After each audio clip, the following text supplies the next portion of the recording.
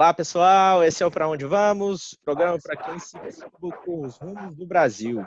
Hoje a gente está fazendo aqui um programa muito especial, uma convidada que é a Alice Pataxó, assim, para a gente uma satisfação enorme recebê-la, justamente para a gente discutir aí a questão dos povos indígenas no Brasil, nesse momento tão delicado que é o enfrentamento dessa pandemia do coronavírus, né, do Covid-19. Alice, muito obrigado por ter aceitado o nosso convite, né, pela sua participação. A gente está muito satisfeito. Pessoal, a Alice tem feito um trabalho assim maravilhoso assim, de comunicação, enquanto uma comunicadora indígena, né, do povo Pataxó, e também assim, né, numa discussão incrível sobre toda, né, de uma articulação incrível sobre toda a questão dos povos indígenas no Brasil.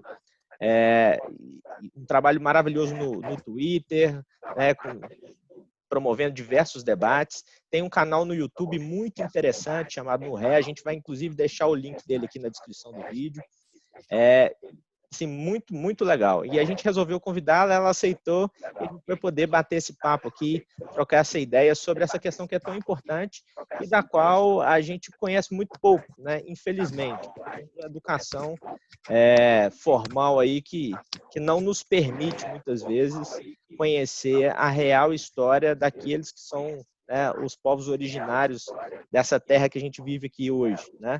Então, estamos aqui com o Wallace Pereira, titular do programa, economista, especialista em macroeconomia, comigo, Wesley Cantelmo, economista também, e hoje, nos agraciando aí com sua presença, Alice Pataxó. Alice, muito obrigado. Pode dar fazer suas considerações iniciais aí. Eu que agradeço o convite de vocês. É sempre muito bom falar sobre a luta, né? Sobre o que está acontecendo no Brasil hoje e como os povos indígenas têm enfrentado esse momento tão difícil também. Então, acho que deveria ser de conhecimento de todos, né? Tudo o que está acontecendo, que muitas vezes a mídia não nos permite. Então, é um trabalho incrível que vocês estão fazendo aqui também e é sempre bom participar e colaborar. Obrigado. Alice, eu sempre gosto aqui de iniciar os programas, porque a ideia aqui, na verdade, é uma iniciativa de alguns economistas e a gente tem, que são colegas de doutorado, colegas de algumas atividades profissionais, e a gente criou o canal, na verdade, para ser um espaço de discussão de questões que são importantes, né, da conjuntura política e econômica brasileira, né? E mundial também. E assim, a pauta da pandemia ela acabou nos atropelando logo no início da criação do canal, e a gente tem enfrentado isso com muita coragem, né, de trazer os temas aqui. E eu gosto sempre de mostrar um pouco da evolução dos números do coronavírus no mundo e aqui no Brasil. Sei que todo mundo está acompanhando isso, tem muita gente que inclusive já está assoberbado, né, de tanto ver números de coronavírus, mas acho que a gente tem que mostrar a realidade. E hoje aqui, de uma maneira muito especial, eu queria também colocar uma referência dos números sobre o avanço do coronavírus nos povos indígenas, né? E aí tem uma referência que é muito importante, que é o site do Instituto Socioambiental, do ISA, né? Que eu vou colocar aqui para a gente. Deixa eu só fazer o compartilhamento aqui. Vamos ver. Aqui, ó, prontinho. Aqui, pessoal, vocês podem entrar, a gente vai deixar também a descrição do link, quer dizer, o link na descrição, né, do vídeo, e a gente tem aí o avanço dos números do coronavírus nos povos indígenas, né? E aí já infelizmente, né, 1.620 casos confirmados e 60 óbitos também confirmados. A Alice pode até comentar um pouco melhor sobre esses números, porque a gente sabe também que, assim como os números gerais, pode ser que tenha também alguma subnotificação desses casos. Como a gente faz aqui sempre, né, são os números também globais, né, da situação do Covid no mundo. Aqui, na verdade, já abri direto o Brasil, né, pelo site lá da Johns Hopkins. São quase 600 mil casos, como a gente pode observar, com mais de 32 mil mortes já no Brasil, né? E aí a gente discutindo, né, a curva aqui na escala logarítmica, a gente vê que ela mantém aquele velho comportamento ainda de ascendência, e a gente está discutindo flexibilização aí, uma série de capitais no Brasil, né? Voltando aqui no número dos povos indígenas, tem uma questão importante, que é esse mapa aqui, ó. A gente conhece muito pouco, né, Alice? As pessoas não sabem o quão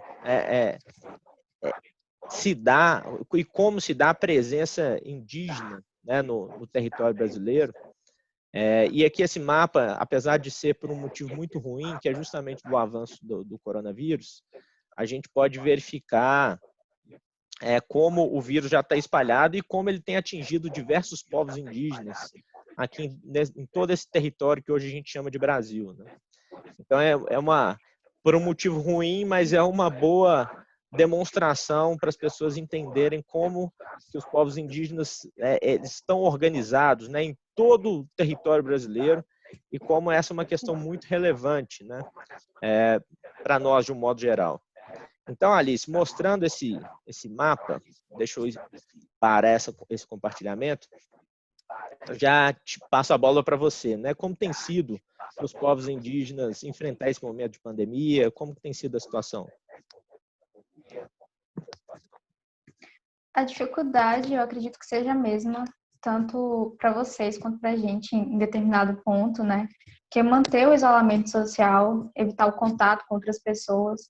Inclusive, foram tomadas medidas, né? Porque no início de tudo isso, algumas pessoas não estavam respeitando esse isolamento das comunidades, né, das aldeias. Então, algumas pessoas continuaram tentando entrar nas comunidades e isso foi barrado, né? Inclusive por decreto da FUNAI. Então, segue essa tentativa de nos manter longe de outras pessoas, até porque dentro de uma comunidade a gente sabe que vai ser muito mais fácil a contaminação de outras pessoas, né? E a gente tem uma preocupação muito grande, que são com os anciões, e então estamos tentando manter isso o mais longe possível. Infelizmente, no meu povo, já aconteceu os primeiros casos, e, assim, apesar de não ter tido um avanço aparente até o momento, mas já aconteceu. Então, a gente está tentando se manter em total alerta, né, total cuidado, para evitar que isso chegue em outras aldeias também, né? Entendi. E como que tem sido feito, assim, tá? Há apoio para a montagem de barreiras sanitárias? Enfim, como que tem sido isso? Assim? Ou fica por conta, ou cada povo tem que se organizar e tal? E aí, já até colocando em evidência, a gente tem visto bastante os apelos, né? Tanto nas redes sociais, na imprensa, do Davi Copenaua, né? Lá do povo Yanomami, porque eles também têm enfrentado bastante a questão lá com os garimpeiros, né? E assim, como que tem sido, né? Você podia falar assim, se tem algum apoio por parte da FUNAI, como que tem ocorrido essa questão?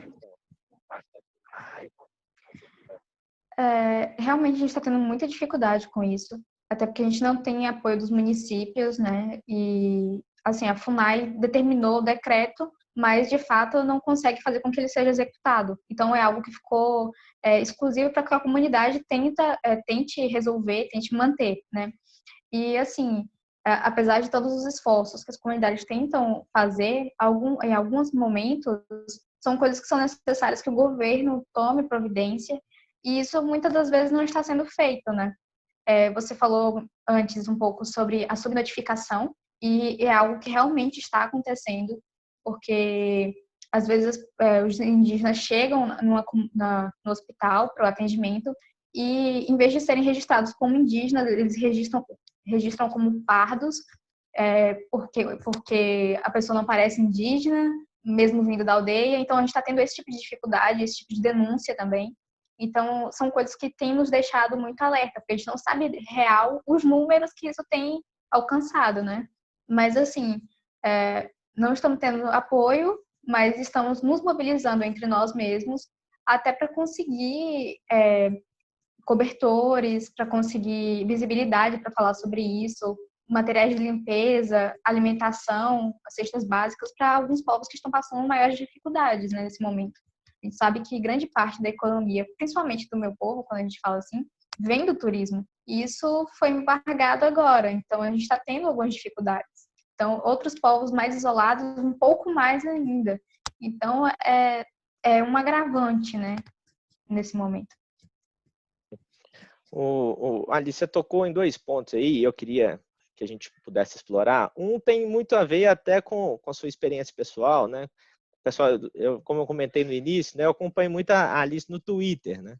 E essa semana, no Twitter e no canal né, no canal que ela tem no YouTube também, o NuRec, inclusive a gente vai deixar aqui também o link. E essa semana ela fez um vídeo muito interessante, que é justamente por conta de alguns ataques que ela sofreu em redes sociais, que estão ligados com essa questão que ela pontuou agora, né, que tem a ver também com a subnotificação do Covid, que é alguns setores, aí, alguns representantes de setores conservadores que atacaram a Alice por conta da cor da pele, né, como se a cor da pele fosse aquilo que caracterizasse o ser indígena, né? Então, eu queria que você comentasse um pouco disso com a gente, Alice, sobre o que é o ser indígena, assim, né? Para que a gente possa levar essa mensagem também para as pessoas.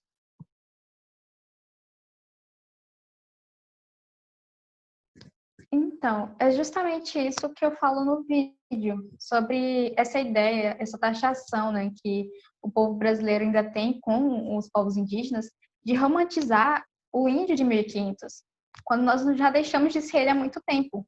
As pessoas têm que entender que o Brasil é um país miscigenado, e com isso vem outras características físicas, vem mudanças sociais, econômicas, políticas e culturais, inclusive físicas, né? Então, assim, as pessoas têm essa mania de querer determinar quem é indígena pela cor da pele, pelo jeito do cabelo, pelo olho, quando não é assim.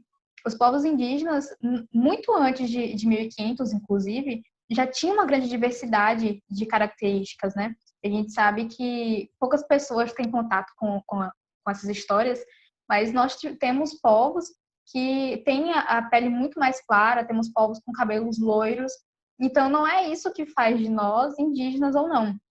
Ser indígena é uma questão de pertencimento, né? Uma questão de ligação com o seu povo. Então é muito mais do que isso. E assim, apesar de serem coisas que magoam muito, a gente tem que ouvir, a gente tem que debater sempre, e se reafirmar, né, como indígena, falar sobre pertencimento a todo momento, porque as pessoas sempre questionam isso, é algo realmente necessário, porque eu sei que eu não fui a primeira e nem vou ser a última a passar por isso. Então, quando eu falo sobre isso, é justamente nesse sentido de denunciar. Isso é um preconceito, isso é um racismo.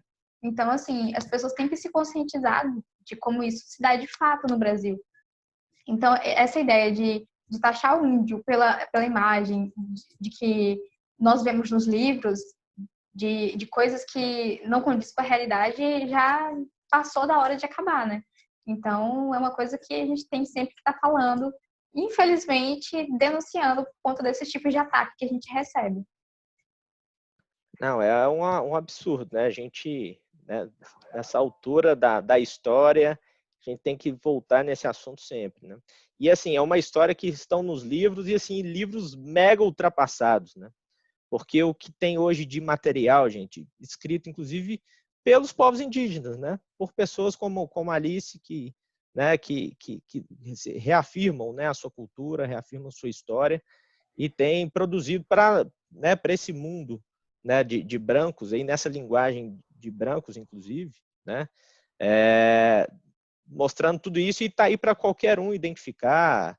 Tem trabalhos maravilhosos, né, mostrando toda essa história e essa diversidade, inclusive de redes complexas de articulação econômica, muito antes entre os povos, os diferentes etnias aqui que ocupam esse continente, esse pedaço de terra, muito antes de 1500, né, uma história para lá de milenar, né, e muito interessante e muito bonita, né. Wallace, você tem algum comentário? Alguma pergunta para a Alice?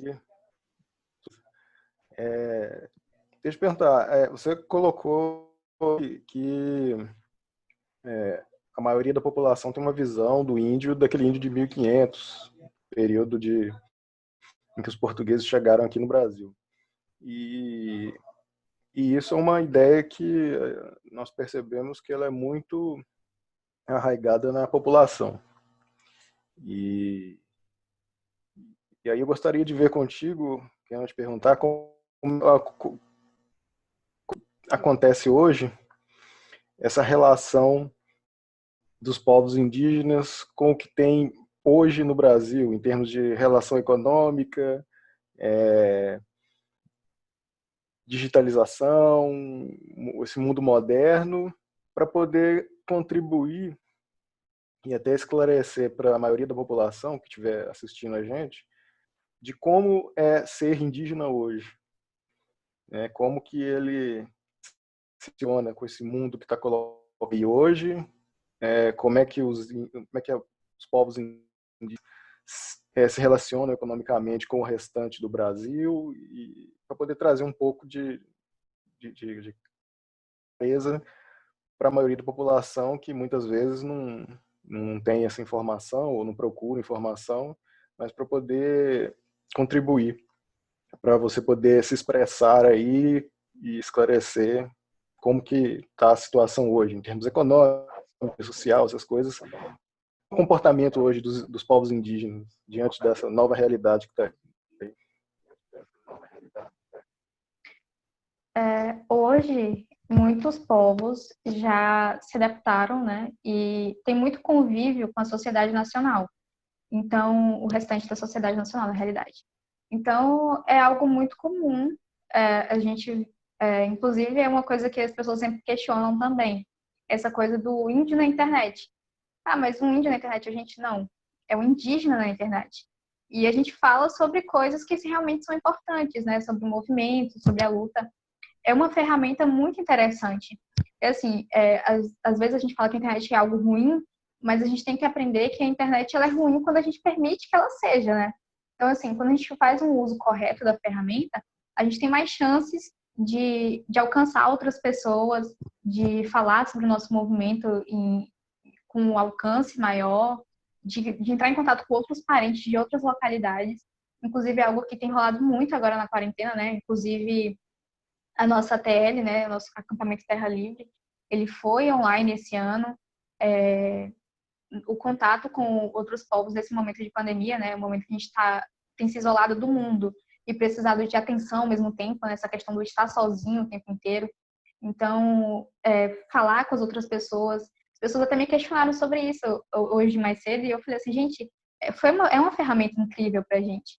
Porque apesar de estar aqui na Bahia, no extremo sul, eu falo com parentes meus que estão em São Paulo, que estão no Rio de Janeiro, e eu faço os meus rituais assim, entendeu? Do outro lado da tela, a pessoa está me vendo e a gente está cantando junto.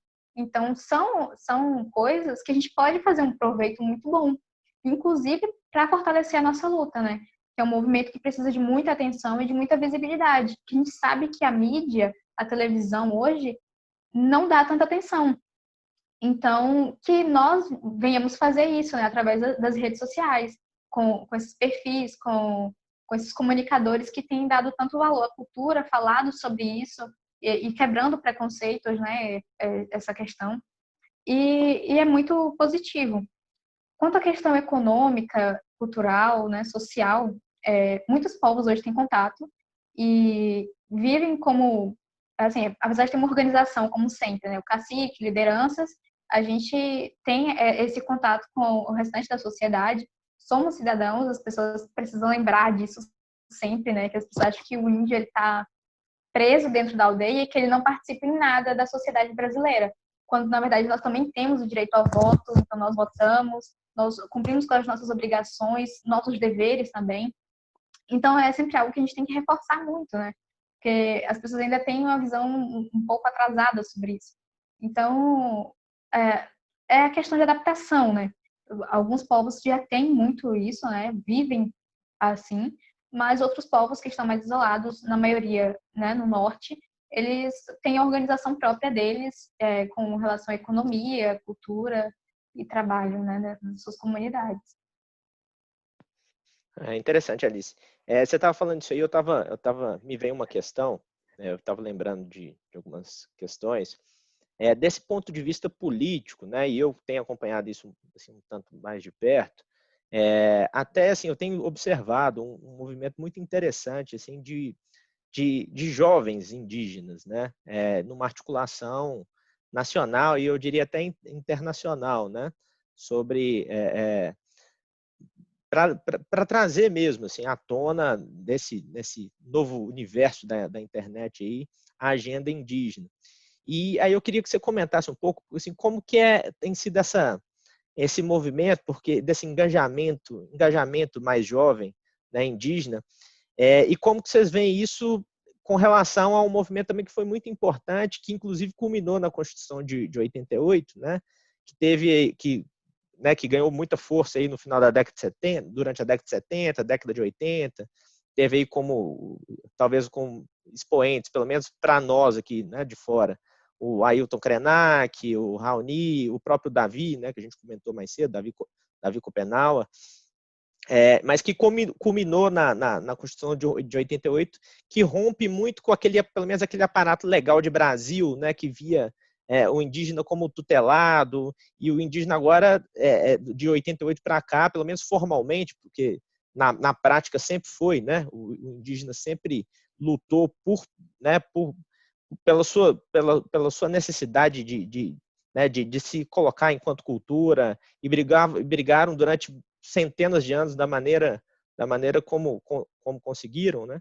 Mas em 88, do ponto de vista dessa estrutura formal de Brasil, ela rompeu com uma série de preconceitos dessa sociedade nossa, que estatal, né, ocidental, com relação a essa questão, apesar das tentativas de retrocesso que são constantes, né? E tem toda uma questão de demarcação e iniciativas de retrocesso por parte de algumas lideranças políticas também. Então, eu queria que você comentasse um pouco dentro desse universo político aí, né? Principalmente exaltando aí o papel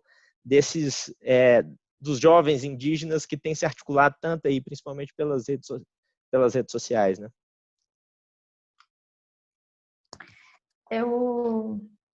Sim, realmente é uma coisa que a gente observa uma mudança bem diferente, né, com relação a esse movimento e o passar dos anos, né? Essa geração de Ailton Krenak, esses grandes líderes que eles foram, e essa defesa pelos nossos direitos, nessas conquistas que a gente teve em 88, e agora com essa nova geração que chega ocupando um espaço, né, uma visibilidade dentro da internet, fazendo um trabalho falando e enaltecendo a sua cultura, né, eu vejo dessa maneira. Então, é algo realmente muito bom.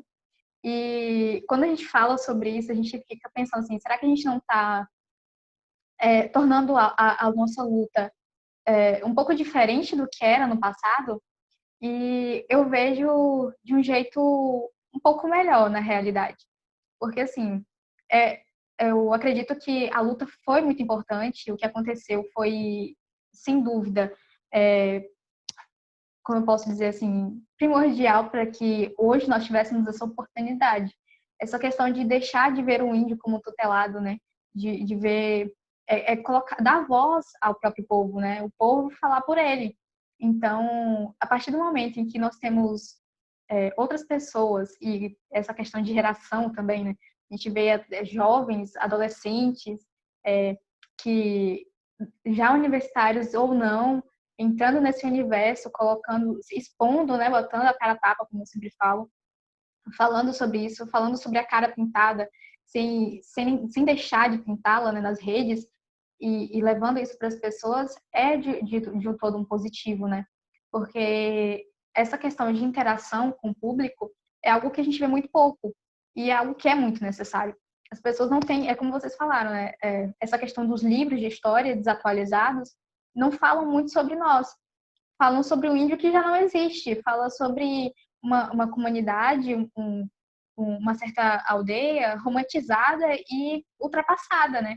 Então, assim, quando a gente traz hoje, o que choca até um pouco às vezes as pessoas, quando a gente traz hoje o índio e a realidade que ele vive agora, e é algo diferente, né? Algo pontual que fica muito marcante. Porque não é só a questão da beleza da cultura que a gente expõe, mas a gente denuncia, a gente fala sobre os abusos com relação do governo aos povos indígenas, a gente levanta outras bandeiras também, a gente fortalece outros movimentos e se adapta a eles, né? A gente tem aprendido a entender que não é só o nosso movimento que tem muitas dificuldades, né? Como o Twitter me deu a possibilidade de conhecer o Black Twitter. em que eu tenho visto, conhecido pessoas incríveis e tenho entendido melhor da luta, coisas que para nós era uma realidade muito diferente. Então é uma ligação muito boa e não só por aprender, não só por ensinar, né, mas também por aprender. É uma troca de experiências.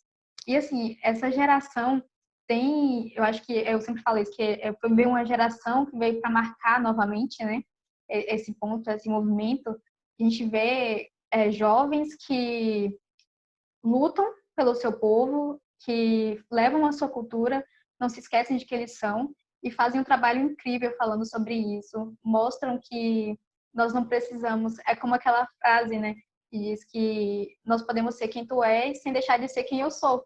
E é justamente isso, a gente está levando muito ao pé da letra, entende?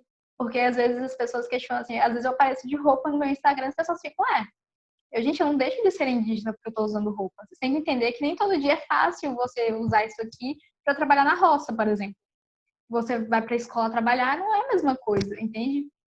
Então, são esses pontos. A gente tem destrinchado um pouco da realidade e do dia a dia dessas comunidades, o que é muito bom, o que é muito positivo. E ter essa outra geração, né, como o Ailton Krenak, que incentiva muito a gente, que nos coloca de frente a isso, nos dá desafios, é muito bom mesmo. Não, fantástico, fantástico. E assim, eu fico né, nessas últimas, né, os últimos tempos que eu tenho mergulhado um pouco mais nesse universo, eu tenho essa impressão, assim, né, que o indígena tem uma capacidade incrível de lidar, assim, com dois mundos, né, coisa que e por conta dessas contradições mesmo, né, que ficam tensionando o tempo inteiro, uma carga de preconceito muito grande por parte né, do outro, né, dessa sociedade branca. E ele consegue contornar isso, né? Porque também se não conseguisse, não estaria aí reeditando essa luta de centenas, né, de anos, na verdade, de século após século, né, para conseguir se reafirmando. E nesse sentido assim de denúncia, Alice, assim, fala para a gente aí o que vocês têm visto assim como agenda do momento, assim, né? Qual que tem sido a pauta mais atual assim da luta indígena atualmente? No momento, com essa relação da pandemia, a gente tem falado muito sobre isso, debatido muito sobre isso. Não só nos nossos grupos, né, mas é levado isso para as outras pessoas também.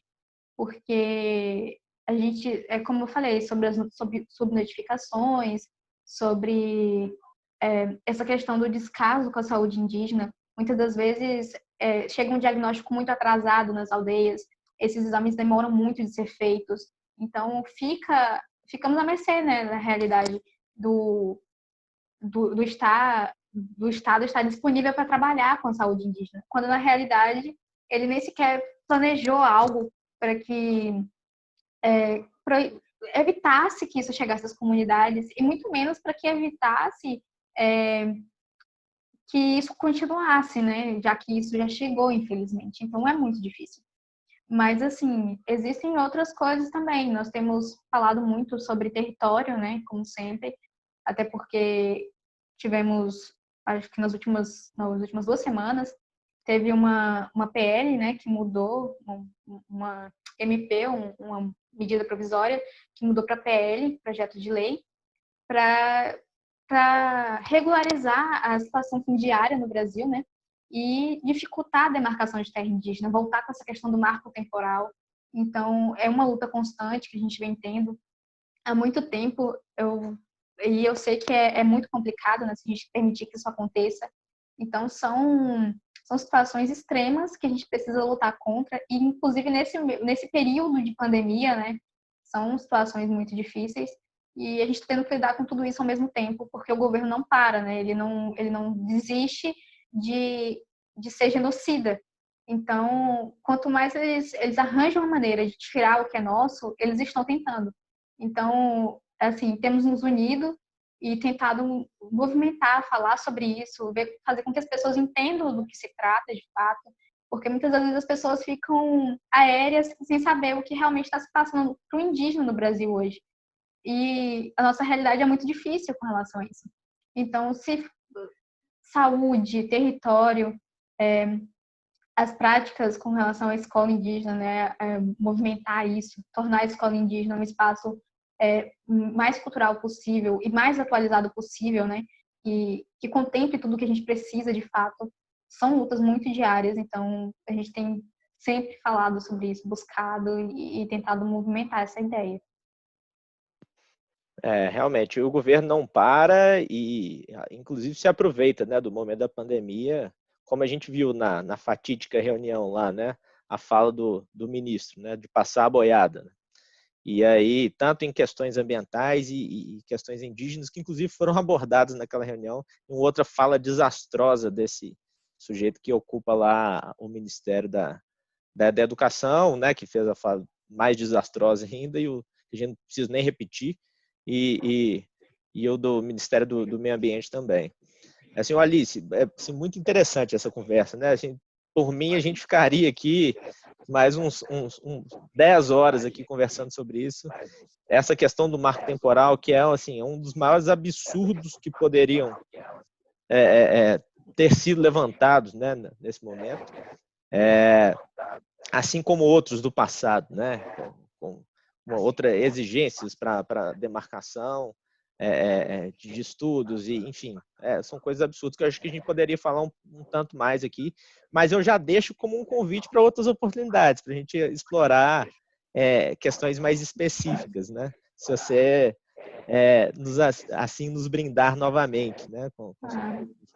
Boa. A gente já estou caminhando aqui para o final. Você tem mais alguma questão, Wallace? Eu estou tranquilo. Ótimo. Alice, a gente tem uma tradição aqui no programa, que a gente sempre faz uma pergunta, quando não temos convidados, a gente faz entre nós, né, que está justamente no nome do programa, e quando tem o convidado, a gente faz para o convidado, que é uma pergunta, né? Meio que de futurologia, né? Mas analisando tudo que a gente tem passado aí, que é o seguinte: para onde vamos? Então, fazendo para você também. Alice, Pataxó, para onde vamos?